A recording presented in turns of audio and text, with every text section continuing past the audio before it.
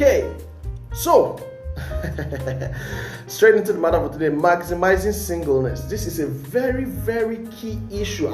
It's beautiful. I want to let you know we're going to do this for about 3 to 4 weeks. It's going to be full. The content I have is just a lot, and God will help us do justice to this. Okay. Let me just dive straight into it. Wow. Oh, I feel like praying for somebody. I feel like praying. Father, I ask for insight and revelation knowledge. I pray for understanding. Let this not just be an exciting or general talk, but let it be light to somebody here today. In Jesus Christ's name I pray. Amen. Okay, so let's do this. So first of all, I need to emphasize that you see, God is a God of priority. Everything God does is significant. Everything about the creation story is significant. And like I said also earlier, God set certain precedences, set patterns in place from the things He showed us in creation. Okay? Why am I saying this? You will get to discover it just in a moment. Okay? So God is the first person who drew our attention to how important it is to be single. First, I feel like going ahead of myself, but let me take it easy. Okay, now to prove this, okay, when God was going to make man in the beginning, He could have decided to make Adam and Eve at once.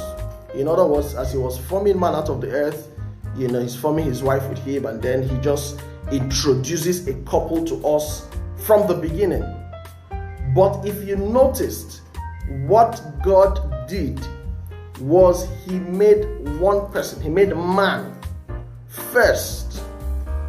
He made man first, and He got man engaged with purpose. He gave man assignment. He made man busy. Okay? And it was until later, when man was already on the course of his assignment, that God introduced His wife. If God wanted to establish from the beginning that, marriage, as it were, the couple were the most important element, He would have made both of them at once and introduced to us. But He made man first. And there's something significant there, and as we continue this conversation, I'll unfold it to you. He made man first. He gave him an assignment. In other words, God needed man to excel at being alone and single and focused on his assignment. First, God was establishing that precedence. Let me take it easy. So, it pains me when I hear people talk about singleness as though it's a problem, as though it's a curse, as though it's a disadvantage. You hear things like, oh my God, I can't believe I'm still single. Oh, I'm almost 30. People start getting desperate. They start going for all manner of prayer meetings. People start seeking prophets. I went somewhere one day and somebody asked me, I hear you're a pastor. And I said, yes, I am. And she said, do you see? I said, well, I'm not blind, so I can see. What exactly are you saying? And she wanted me to tell her something about her life. You see, that's how people put unnecessary pressure on pastors. Okay, so you think we're just soothsayers and we just go anywhere telling you what you want to hear. Okay, so I told her no. The question she was inquiring of was a medical one. So I said, seek medical advice and instruction. Okay, now what happens? People get desperate and they start looking for people to pray for them, start going to pastors, start going to the mountains, start seeking for prophecies, and this is the challenge I have with some of these religious things people do at this time. I tell them, if you have never been used to understanding the voice of God and obeying the voice of God in other matters of your life, why is it at this point that suddenly you believe that you will hear and understand what exactly God is saying to you? Unfortunately, because they are desperate, okay, they start hearing all manner of voices. They start getting all manner of ideas.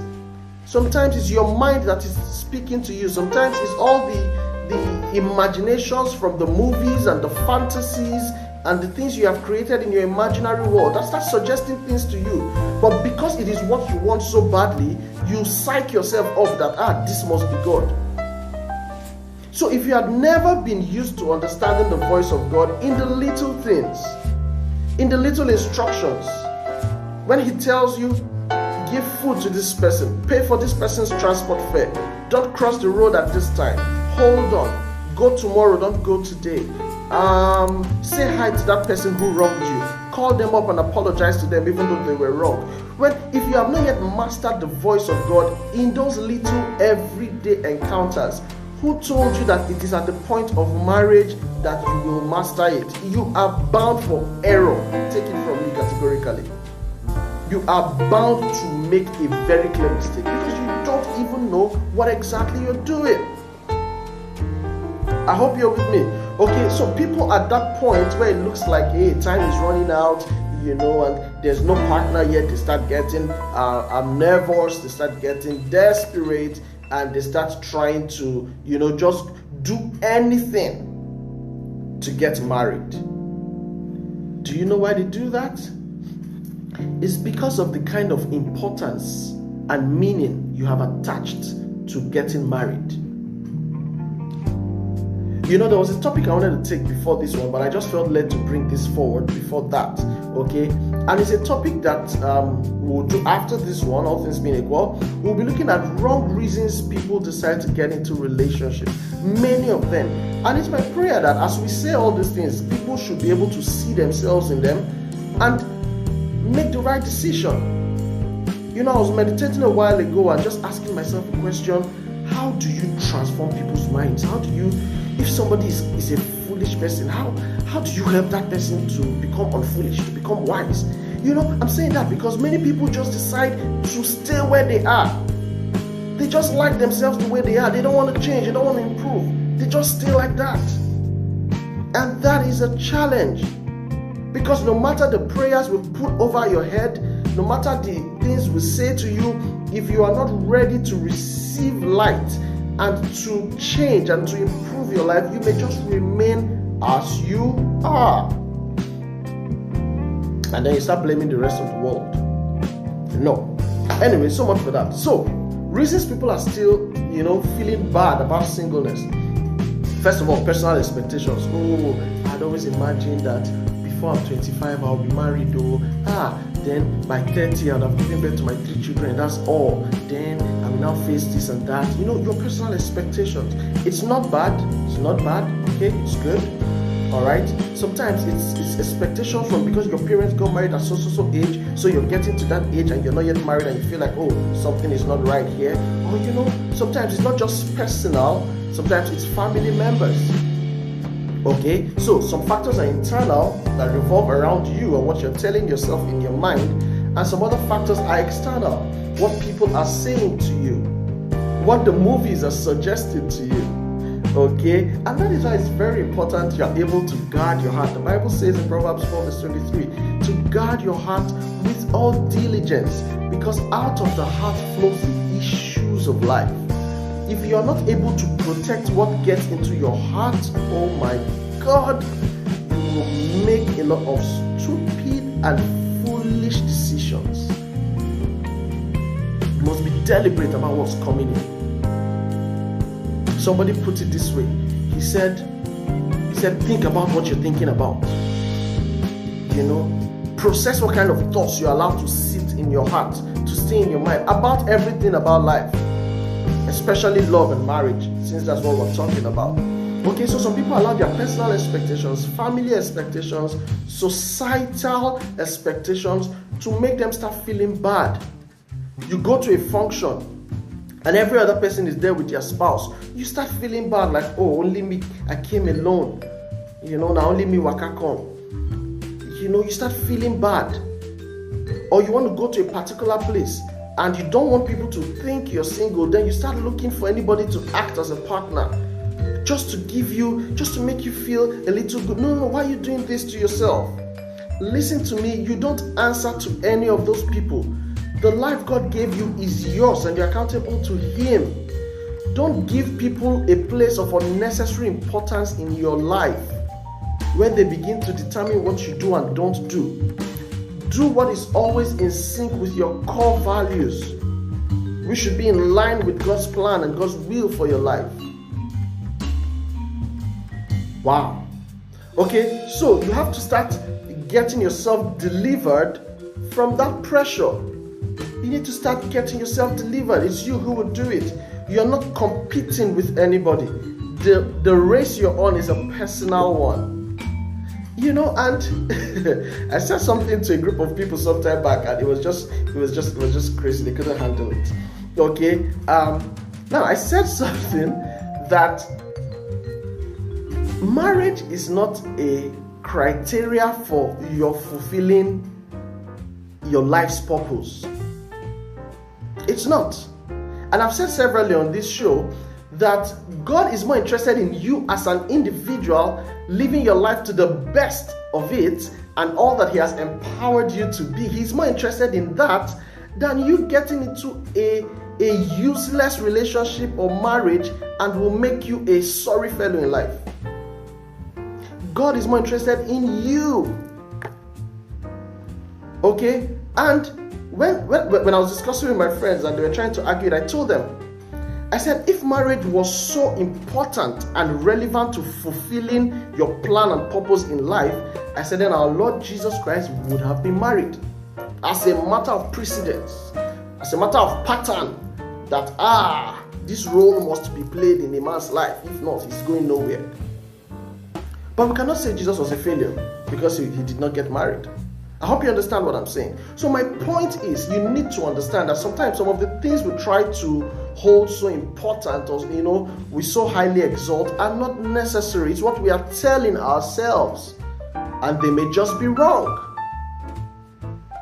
Okay? So please, you need to know, that this marriage that you're desiring like this, there are many people in it that are trying to run away. I wish I can stay on this point for the rest of this session.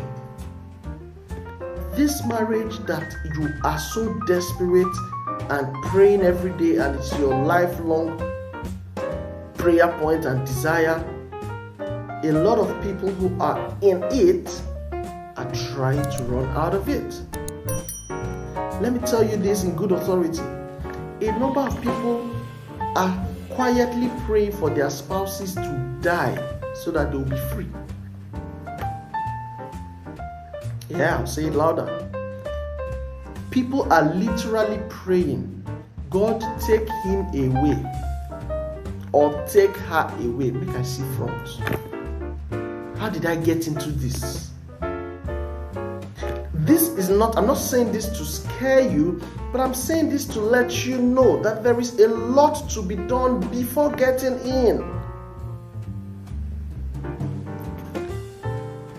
Some people think singleness means loneliness. No, it doesn't. Loneliness is an emotional state. It's a feeling you have when you think there is no one around you. You think you are void of any help or company. You are empty. You're sad. But that's not singleness. The fact that you don't have a spouse does not mean there are not other people in your life. Does not mean you cannot have useful and significant relationships with other people. And relationships in this sense I meant is friendships, not that you are dating everybody in your sphere. Oh, by the way, you're very right. People are married and still feel lonely. Oh yes, this happens a lot. See, week in, week out, I am talking with couples and would-be couples. I know exactly what I'm saying. People are married and lonely. So you see, if you think it is marriage that will take care of your loneliness issue, no. In fact, it can worsen it. It can worsen it. Before you know it, depression can start setting in, because suddenly all this expectation you were building just dashed. And you start imagining your life even better single than it is married. People think singleness is a disadvantage, as though something were wrong with you. No, nothing is wrong with you. You are fine. You are fine. There is nothing wrong with you. It's not a curse you should run away from. No, it is a blessing that you should enjoy. It's a blessing you should enjoy. It's not a curse. Don't see it that way. What does it mean to be single? It means to be different, to be detached, to be whole, to be complete. So guess what? A lot of people who are trying to get into marriage to run away from singleness have not even successfully been single in the real sense of the word. Not just alone, but have not even found themselves to a place of wholeness. Spiritually, mentally, remember we dealt with this before, and even physically. And they think that this will be taken care of in marriage. It is a wrong assumption. There's some nuggets I'll share with you in just a minute. Okay, to be single means to be unique. It means to be focused. That's what it means. So are you focused? Have you found your uniqueness? Very, very important. Very, very important. Very, very key. I'll come to a few things. Singleness is a gift that should be appreciated. You should appreciate the opportunity you have to be by yourself. I'll soon read a few things from scripture. You see what the Bible even admonished about singleness. It's a gift that should be appreciated. Why? Because you have the opportunity. You are in charge of your life per se. You can do what you want when you want it. You can determine your patterns. You can set your heart on a goal and pursue it wholeheartedly without distractions. Marriage can be, take note, can be a distraction. Can be. In the words of Pastor Kingsley, it is a blessing you should embrace, not a curse you should run away from. Embrace it. Embrace it. Singleness is a gift from God. Just see it this way. God gave you opportunity to get into life, get a glimpse and an understanding of what life is, how it relates with you, how you play in it, have an understanding of yourself, have an understanding of what exactly you're cut out to do, where you're going to find the most fulfillment, what makes you who you are. He wants you to experience all of that first, have a sense of direction, and then share that with somebody. So if you have not done all of that, why do you just want to jump into a ship that you don't even know where it is sailing to? I try to stay away from the woes, from the bad news, from the stories we get every day in the counseling room. I try to stay away from those things so that, because my drive is to let you know it is possible and it can be sweet. But I will deceive you if I don't let you know that there will be challenges. And if you are not prepared for those challenges, as simple as they could be, it could cause the entire destruction of your home. I tell people, it's not about the big things, it's the little things, it's the little things, the little ones. Little things you cannot even believe. Little things that, why did you not close the door when you passed? Little things like, why are you wearing these slippers inside the house? Little things like, why did you just hang your cloth on the door? Little things like, why didn't you make the bed? Little things like, okay, I washed the bathroom last week, you washed it this week. No, I'm not going to wash it. Little things, that's what I'm saying. It's those things. In fact, let me shock you. Little things like snoring while you're sleeping. Little things, yeah. You've heard stories of how people have issues over toothpaste. How you press it. Why are you pressing it anyhow? Why are you squeezing it anyhow? Toothpaste. So my point is, those little things are the things that can cause the biggest issues because people are not prepared. So, singleness is an opportunity to discover yourself. It's an opportunity. And I took it in one of the sessions earlier, where you ask yourself pertinent questions. Important things. Why am I attracted to so kind of people, so kind of meetings, so kind of music, so kind of environments? What are the things I like? What are the things I don't like? These are very fundamental things. In your journey through life, you should have engaged with yourself and be able to have an idea of who you are and what you represent, so that you will know what kind of person you can do life with. Yes. Somebody is asking, yes, why did you use the toothpaste this way? Yes, it can cause problem. Snoring, yes, it can cause problem. The very little things. The very little things.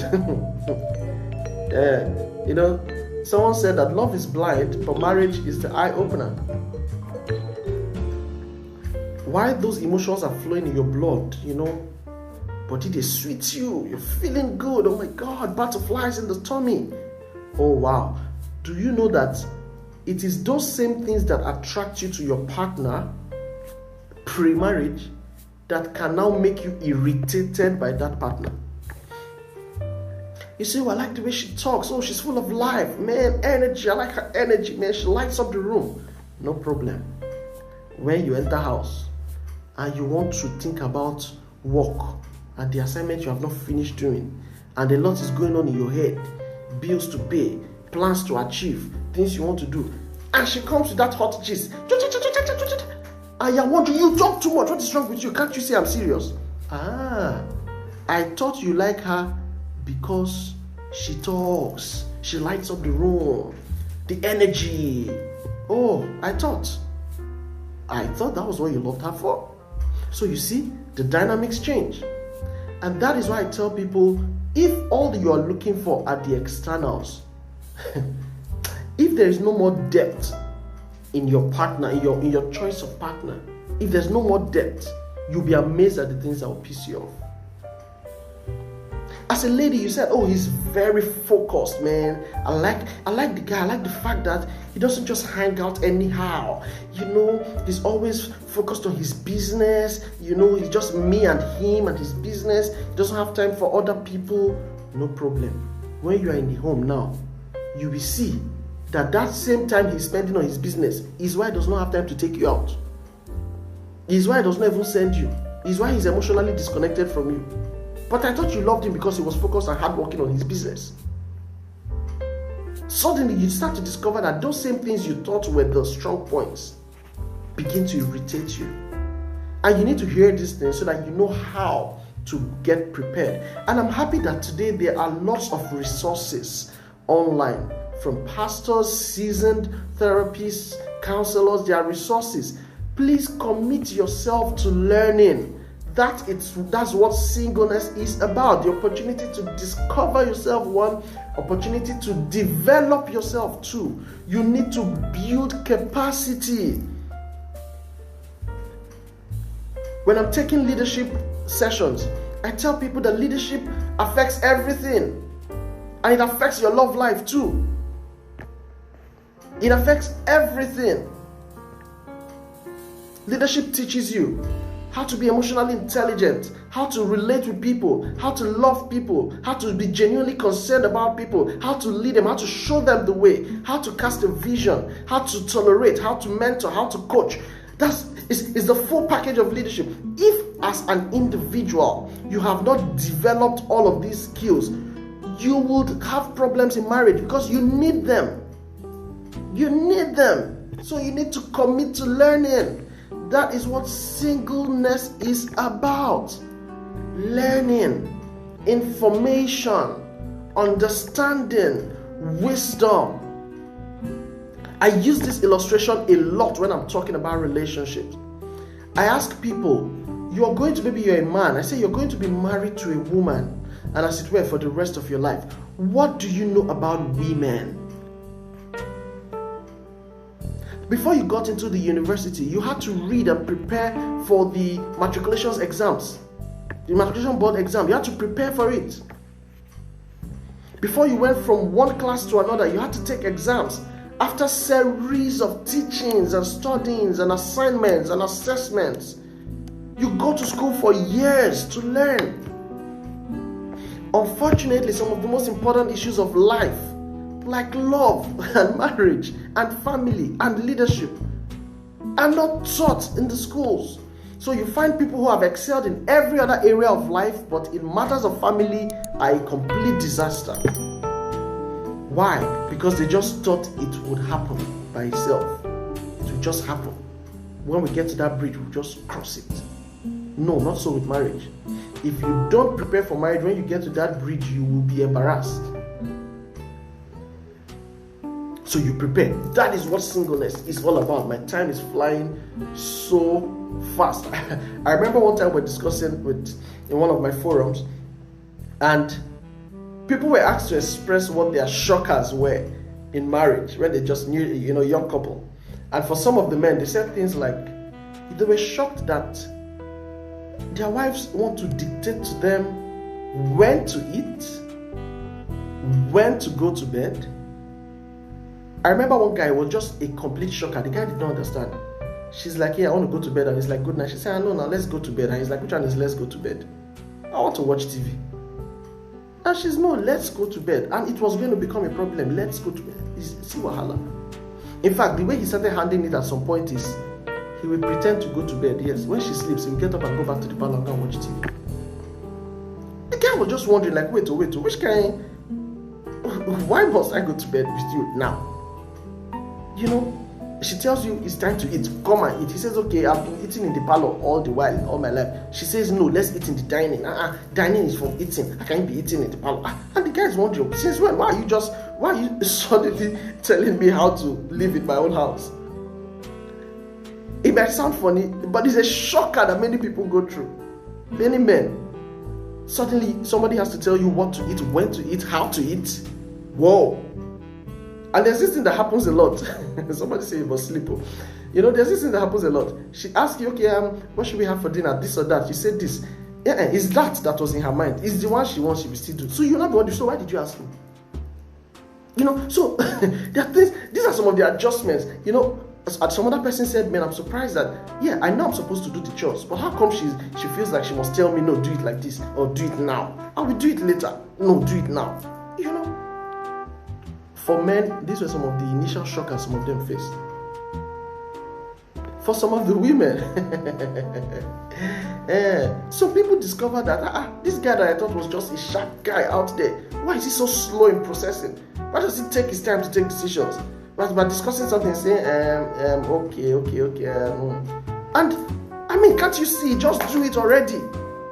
You start discovering that this guy is pretty slow. He's not that performer you thought. Okay? For some ladies, it was a shocker.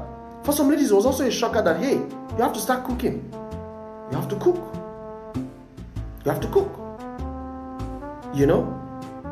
When you were alone, you just didn't care. You could just wake up and put some cereals, and then now somebody wants to eat real food, or the children want to eat. You have to prepare breakfast for them. For somebody, her shocker was that you have to wake up early, prepare the children, do all of this, and still go to work. Oh my God, what's all this? Yes, it comes with a package. You see, if you are not prepared for some of those things, you can almost lose your mind. You can almost lose your mind. You can literally almost lose your mind. Do you know another shocker for ladies?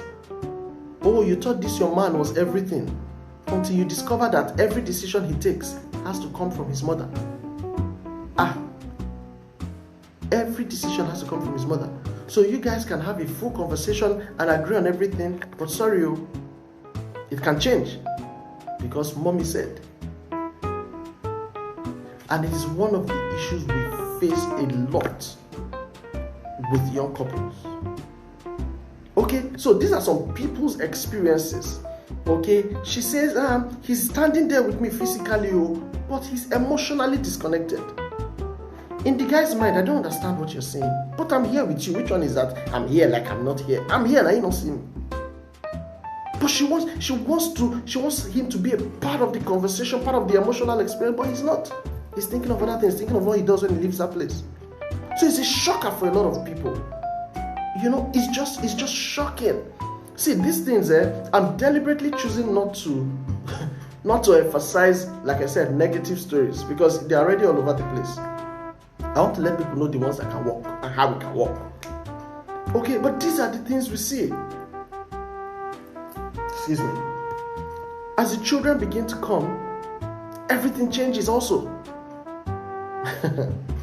When you're married, you share your time, your resources, your everything with your spouse and with your children.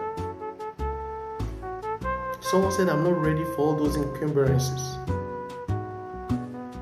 You share everything. And do you know that the number one reason for unhappiness in people's marriages is unmet expectations? I thought he was going to be this. I thought the marriage was going to look like this. I thought. And suddenly, none of that is happening. Unmet expectations. But guess what? When you have taken time as a single person to develop yourself, you will be able to spot many of these things. There are things I want to share, but I don't want to get ahead of myself. We will get there. Do you know that a lot of people start having their problems from the preparation for marriage? The quarrels, the tension, that's where the tension starts. Suddenly, you have not built capacity to handle pressure, to handle that tension. And then you just, like they say in pidgin English, cut chain for your partner. You just lose it. That's what I'm saying for those who don't understand that. You just lose it. You lose your temper and you just flare up and you just shout and you just do terrible things. And at that point, one person starts crying, feeling like, oh my God, is this what I'm about to get into? Because you never took time to prepare for what happens when that provocation comes. Let me read something for you, in the Bible. In 1 Corinthians chapter 7, verse 25 to 27, from the Passion Translation. Let me tell you what it says about marriage and singleness, yeah? Apostle Paul says, now let me address the issue of singleness. I must confess, I have no command to give you that comes directly from the Lord, but let me share my thoughts on the matter as coming from one who has experienced the mercy of the Lord to keep me faithful to him. He said, because of the severe pressure we are in, I recommend you to remain as you are. If you are married, no problem, stay married. This is where I'm going to. If you are single, he said, don't rush into marriage. I like the Passion Translation for how it renders it. He said, don't rush into marriage. I know Solomon also said it in Songs of Solomon. He says, do not arouse or awaken love until it so desires. In fact, when I'm talking about love, I will emphasize this point a lot. Don't arouse or awaken love until it so desires. Apostle Paul says here, if you are single, don't rush into marriage. Verse 27 of 1 Corinthians chapter 7. Don't rush into marriage. But guess what? A lot of people think marriage is an escape route. So they want to, all their life's purpose is to jump in. Oh, I just need to get out of my father's house. I just need to get out. Oh, I just need a man. I need, oh my God. And especially those who think that the purpose of marriage is maintenance. I want somebody that will not be buying hair for me. I want somebody that will change my car. I want somebody that will do this. I want somebody that will make me happy. Somebody said, if you want somebody that will make you, if all you want is somebody that will make you happy, then put on the TV and watch a comedy show. Marriage is not about to come and be making you happy every single day. You will get annoyed sometimes. That is the reality. Someone said some people rush in only to rush out. Yes. Easy in, easy out. Rushing, and the next thing you're full of regrets and you're trying to run out. So my point is, relax. Tell yourself, relax. Nothing is wrong with me. I am fine. I am in order. I am on project me right now. I need to spend time with myself. I need to be able to learn how to value myself. This is another point. You need to value self-love. You need to love yourself. Some people cannot spend money on themselves. Somebody else must be the one to spend it on you. Why? You need to get yourself good outfits. You need to go to that fancy restaurant. Go there alone. You need to learn to relax. Go to the beach alone. You need to go to the movies alone. You need to be able to do those things that you love alone. Don't give the happiness of your life to somebody else to be responsible for. Don't do that. If you do that, you will never be a happy person in life. Because it's not for anybody to do for you. It's for you to do for yourself. Okay? So spend your money on yourself. You're working hard for it. Look good. Live good. Be fine. Give yourself a treat. Attach rewards for every milestone achievement you have in your life. You finish your exams, you do a course, reward yourself with something. I learned this from my wife. Every milestone, we attach a reward to it. Oh, you just completed this. Woo, I'm getting myself this. Be happy in yourself. Let me move on. Time no day. I'm supposed to be rounding on. Let me run through some nuggets. So I said singleness is the foundation for a great relationship. Your wholeness is the foundation for a great relationship. Time is fast spent, so next week I will emphasize what I meant when I explained what God did with Adam. At the beginning I mentioned what God did with Adam, by creating him single before introducing wife to him. Single and giving him assignment. Okay? I will explain this next week. Alright? Time is already fast spent. Okay? Point is, let me read out some things that I wrote so that I just don't keep talking. Your marriage, take note of this point. Your marriage is only as good as your singleness. I'll say it again. Your marriage is only as good as your singleness. It's as a single person you would have developed self-control.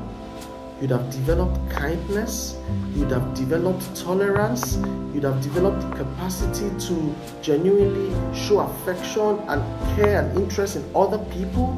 It's as a single person you will learn how to not always buy trouble when it comes. Some people, once they see trouble, they buy it. If you don't learn how to escape it or avoid it, in marriage, oh my God, you will get a lot of it. Because the person you're getting married to, he was not born in your house. He did not grow up with you. He's different or she's different. Their expectations are different. Their experiences are different. Their responses are different. Okay? So, I said your marriage is only as good as your singleness. Whatever you are is what you bring into marriage. Whatever you are is what you bring into marriage. Marriage does not improve your singleness. It is whatever you are as a single that you bring into marriage. Rather, marriage exposes. Okay, I think I had a small network glitch, but if you can hear me, I'd like you to just say you can hear me. Okay, yeah, I can see it. We're back. Alright, so it is what you bring into the marriage. It is what you bring. Marriage does not improve your singleness, it exposes who you are. So you see, focus rather not on marriage but on your singleness. I said before that it is wholesome people that make wholesome marriages. Wholesome people make wholesome marriages. If you don't know how to forgive as a single, you will not forgive your spouse as a married person. If you don't know how to let go of grudges as a single, you won't know how to let go of grudges when you're married. And you will drag issues, you will nag. It will irritate your partner. If you don't learn how to tolerate, how to let go. Some people pick up every offense. No. let some things go. If you don't know how to make excuses for people as a single, you will not know how to make excuses for your spouse. I hope you understand this. So maximize, get the most out of your singleness. Get the most out of it. What are you working on? Your single years, another point you may want to note this, your single years are not the years you are waiting to marry. Rather, it is the years you are using to prepare for life. Singleness is not pre-marriage. It is life preparation mode. But for so many people, single just means not married yet. No. Single means project me. I'm working on me. I'm busy. I'm building myself. I'm building myself. So your single years are not just the years you're waiting to marry, but the years that you are using to prepare for life. For life. It's good to desire marriage, but it is better to prepare for it. I heard Pastor K say that. It's good to desire marriage, but it is better to prepare for it. Preparation. Prepare for it. And that's what we are doing with all of these sessions we're having. I need to wind it down now. I just hope you've had some value so far. Okay? Wow. Finally, the last nugget I'll drop. I got this from Miles Monroe of blessed memory. He said, marriage is like an omelette. It is only as good as the eggs. If you get one good egg and one rotten egg, your omelette is destroyed. It is a mess. You know how rotten egg stinks? It will mess up that meal. It will mess up your whole kitchen. It will mess up your whole house. Marriage is like an omelette. It is only as good as the egg. The good egg is your singleness and what you're doing with the values you're cultivating in yourself as a single man. If you are a good egg and you go and pick a rotten egg to call partner, I am sorry for you in advance. And let me just drop this as an admonition right now. It's not the core of today's topic, but let me just drop it as an admonition. You see, some of you are in love. You see all the signs. The partner is stubborn. The partner is unforgiving. The partner is possessive to an extreme. The partner doesn't trust you. You see all of these signs. The insecurities. You see all the signs. And you keep confusing yourself that you are in love. Please.